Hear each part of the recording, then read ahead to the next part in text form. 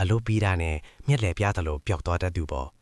သူကအလုပ်တစ်ခုကိုလက်ခံပြီးဆိုရင်ပြစ်မှတ်အကြောင်းကိုတလားလောက်အသေးစိတ်နေလာသည်မှာလှူရှားလေးရှိတယ်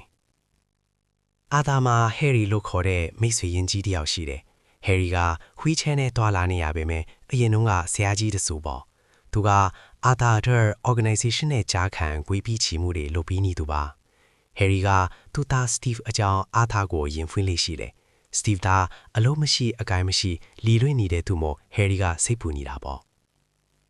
တနေ့ကျတော့အာသာစီကိုအလုပ်တစ်ခုဝင်လာတယ်ဒီတစ်ခါပြမကဘယ်သူမှလည်းသူမိတ်ဆွေရင်းကြီးဟယ်ရီပြ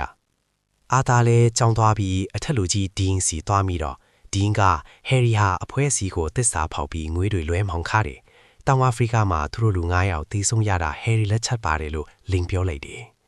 အဖွဲစီစီမင်းရတစ္ဆာဖောက်ရင်သေးပေးရမယ်ဆိုတော့အာသာလည်းမတက်တာပဲသူတုံငယ်ချင်းကိုကိုယ်တိုင်တတ်လိုက်ရတယ်ဟယ်ရီကိုယ်တိုင်ကလည်းသူတေးရမယ်ဆိုတာသိလို့အာသာလက်ချက်နဲ့ပဲအေးအေးဆေးဆေးအသက်ခံလိုက်တယ်အာသာကဒါကိုကာသားကြားတိုင်မှုတစ်ခုလိုဖန်တီးခဲ့တယ်